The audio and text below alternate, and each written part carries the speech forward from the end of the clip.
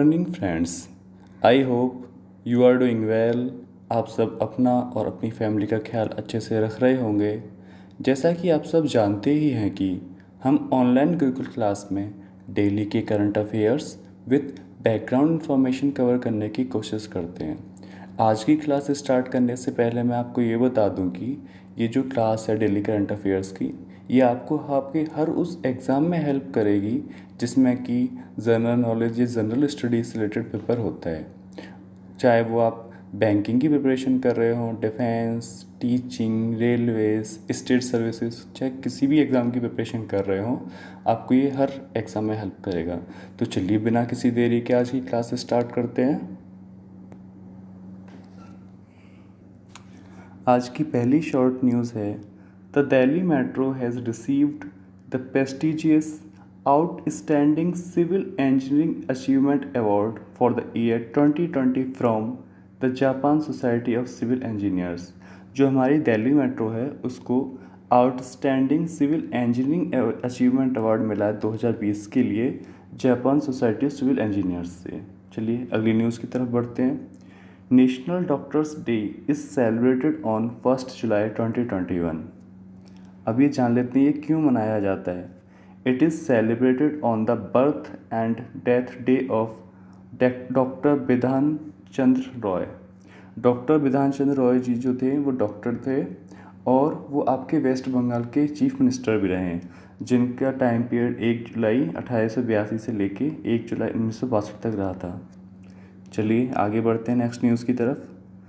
Minister for road transport said that government's target is to reduce road accidents deaths by 50% by year 2024।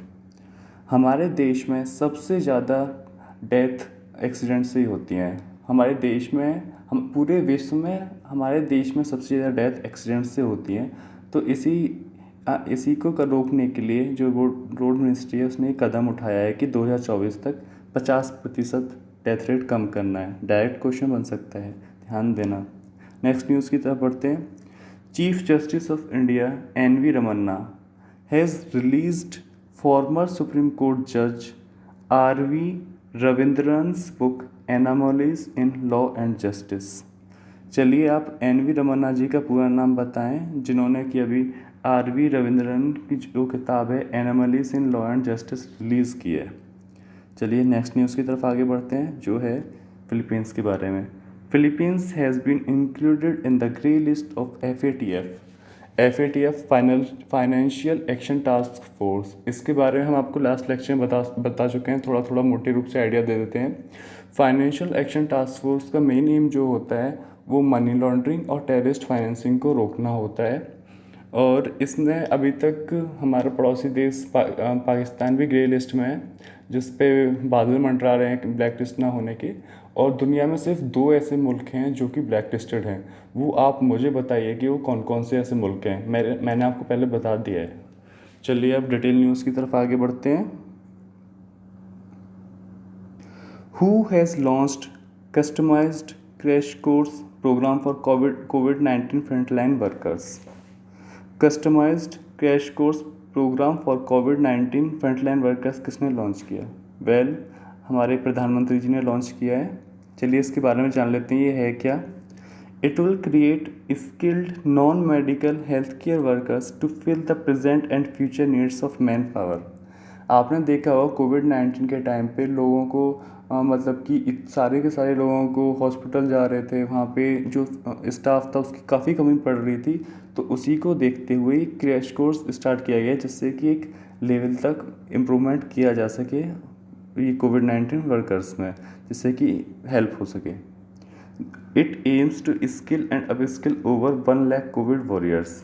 Covid warriors कौन होते हैं? जैसे कि आपके police हो गई, डॉक्टर्स हो गए, आपके ये जो डिलीवरी कराने वाले थे ये हो गए।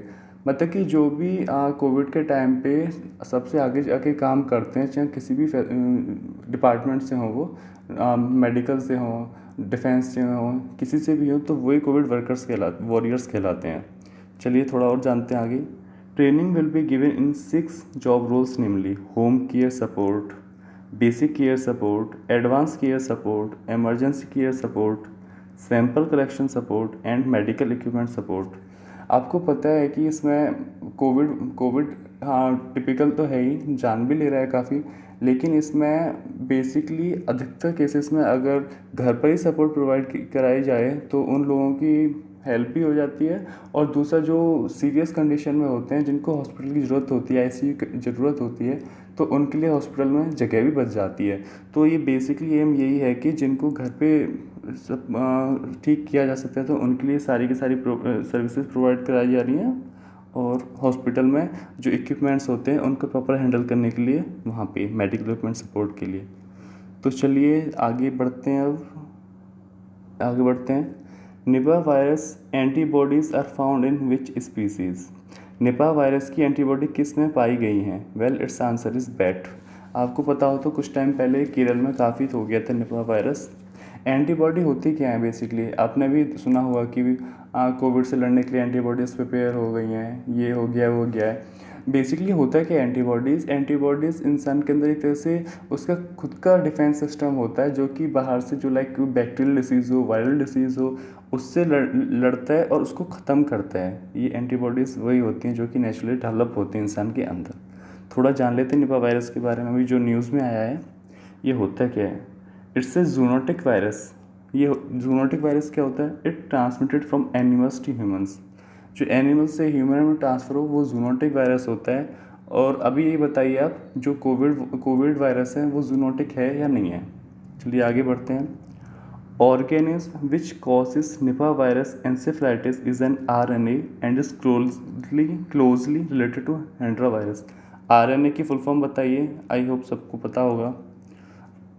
अभी ये थोड़ा और जानते हैं वायरस के बारे में। Virus is present in bat urine and potentially bat faces, saliva, berthing fluids.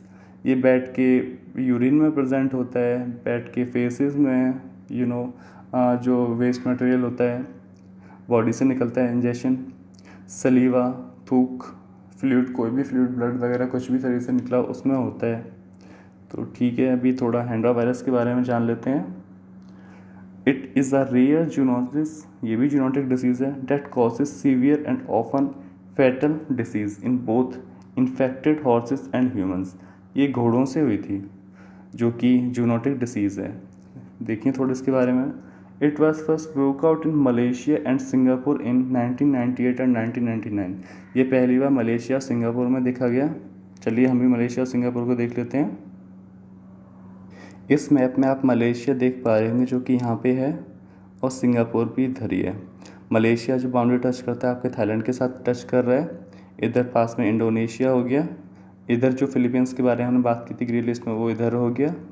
अब आप मुझे ये बताइए कि जो अभी डिफेंस एक्सरसाइज को छोड़िए, आप ये बताइए स्टेट ऑफ मलक्का कहाँ है, किस किस देश के बीच में पाई जाती है? चलिए आगे बढ़ते हैं। Tribal Ministry of Tribal Affairs has flagged off mobile vans under the Unmukt project for strengthening and timely management of sickle cell disease in tribal districts of Jharkhand and Chhattisgarh. ये झारखंड और छत्तीसगढ़ के लिए मिनिस्ट्री ऑफ ट्राइबल अफेयर्स ने उन्मुक्त project के तहत एक mobile van को हरी झंडी दी है, जिससे कि जो वहाँ पे सिकल सेल डिसीज़ होती है ट्राइबल डिस्ट्रिक्ट में, उनको कंट्रोल किया जा सके। चलिए सिकल सेल जान लेते हैं होता क्या है। Sickle cell disease SCD, it's a genetic disease. ये जेनेटिक होती है, जैसे कि ग्रैंड फादर से आपके फादर को हो गई, फादर से आपको और आपकी ऑफ स्प्रिंग को, वो जेनेटिक डिसीज़ कहलाती हैं। इनहेरिटेड ब्लड डिसीज़, यह अनुवांशिक ब्लड डिसीज़ होती है। खून में इसमें प्रॉब्लम होती है। थोड़ा जानेंगे अभी खून के बारे में अच्छे से, देखते हैं थोड़ा आगे। Affects haemoglobin, the molecule in RBC that delivers oxygen. आपको पता होगा कि ब्लड के मेनली चार पार्ट होते हैं, red blood cell, white blood cell, plasma and platelets. तो ये RBC जो होता है उसी पे इम्पैक्ट डालता है, और RBC का काम क्या होता है, जो ऑक्सीजन होती है उसको वो सारे के सारे बॉडी पार्ट्स में पहुंचाता है।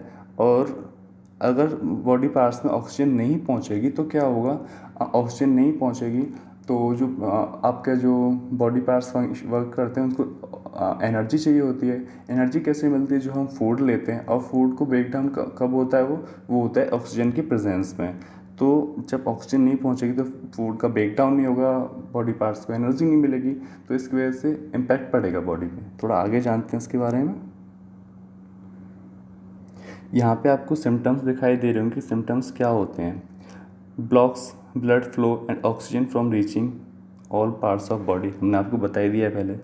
Damage to organs including the liver, kidney, lungs, heart and spleen. ये जो बॉडी पार्ट्स होते हैं, लिवर हो गई, किडनी हो गई, गुर्दे, फेफड़े, हार्ट, दिल, स्प्लीन, इनको इफेक्ट करता है। Death can also occur from complications of disorder, death भी हो सकती है ज़्यादा प्रॉब्लम होने पर। चलिए आगे बढ़ते हैं। Where is great barrier reef? Great barrier reef कहाँ है? It is in Australia.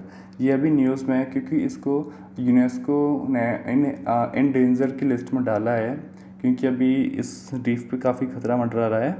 क्योंकि रीफ जो होती है उसको एक पर्टिकुलर टेम्परेचर चाहिए होता है, 20 से 30 कुछ, और यहाँ पे जो आपकी इकोनॉमिक एक्टिविटीज़ हैं काफ़ी बढ़ रही हैं, जिसकी वजह से ये इस पर खतरा आ गया है। तो इसी वजह से इसको इंडेंजर लिस्ट में डाला गया है, जिससे कि इसको बचाने के लिए काम किया जा सके। चलिए थोड़ा जानते हैं आगे इसके बारे में। It is world's most extensive and spectacular coral reef ecosystem composed of over 2,900 individual reefs and 900 islands।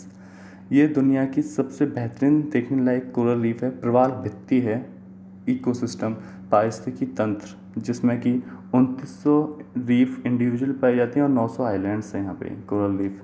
चलिए ऑस्ट्रेलिया को देखेंगे अभी, आप थोड़ा ऊपर देख भी पा रहे होंगे। It was selected as a world heritage site in 1981। ये बताइए कि हमारे भारत में जो लास्ट वर्ल्ड हेरिटेज साइट है वो कौन सी है, कब बनाई गई? थोड़ा कोरल रीफ के बारे में जान लेते हैं। They are the colonies of tiny living creatures that are found in oceans। They are the underwater structures that are formed of coral polyps that are held together by calcium carbonate। In simple words में समझते हैं तो definition बड़ी छोड़ी है इसको। इसमें क्या होता है, जो टाइनी ऑर्गेनिज्म होते हैं ये एक तरह से एक स्ट्रक्चर होता है बॉडी का, उसके अंदर अपने आप को वो पाए जाते हैं, और जब तक वो जिंदे रहते हैं तब तक तो सही काम कर रहे होते हैं। लेकिन जब वो अंदर से ऑर्गेनिज्म मर जाता है, हर किसी का टाइम स्पेन होता है, तो फिर क्या होता है, बहुत सारी जो उसका स्ट्रक्चर होता है वो कैल्शियम कार्बोनेट की वजह से एक साथ इकट्ठा होता चला जाता है, और वहाँ पे ये छोटे छोटे आपकी ये कोरल रीफ्स पाए जाती हैं। बेसिकली ये फंडा है सिंपल वर्ड्स में। चलिए थोड़ा ऑस्ट्रेलिया को मैप में निहार लेते हैं। यहाँ ऑस्ट्रेलिया को देख पा रहे होंगे, जो कि इधर पड़ता है, नीचे न्यूजीलैंड हो गया। चलिए आगे बढ़ते हैं। ये आपका होमवर्क हो गया जो कि अब विजिबल है। चलिए एक बार रिवाइज कर लेते हैं जल्दी से, हमने क्या क्या पढ़ा है। ट्रस्ट डे के बारे में जाना, रोड मिनिस्ट्री का जो टारगेट है 2024 तक वो जाना, यहाँ पे आर.वी. रविंद्रन की book anomalies in law and justice के बारे में, FATF के बारे में जाना, ये कस्टमाइज क्रैश कोर्स के बारे में जाना, आपका निपा वायरस के बारे में जाना, वो कहाँ पाया गया है, वो होता क्या है।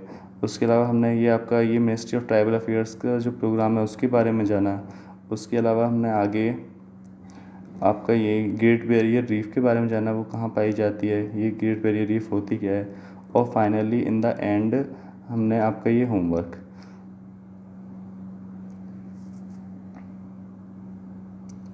आई होप कि आपको आज की क्लास पसंद आई होगी, पहले से बेहतर भी लग रही होगी। अगर आपको कोई डाउट या सजेशन हो तो नीचे कमेंट करके बता सकते हैं। अगर FATF और या कोई भी इनमें से कोई प्रॉब्लम है तो आप प्लीज़ बताएं, हम उसे फिर से एक्सप्लेन करेंगे। उसके अलावा अगर आपको क्लास बेहतर लगी हो तो आप अपने ऑनलाइन गुरुकुल परिवार का हिस्सा बन सकते हैं, और PDF डाउनलोड कर लें, आप रिवीजन करना शुरू करें। चलिए मिलते हैं नेक्स्ट लेक्चर में, तब तक के लिए गुड बाय, टेक केयर।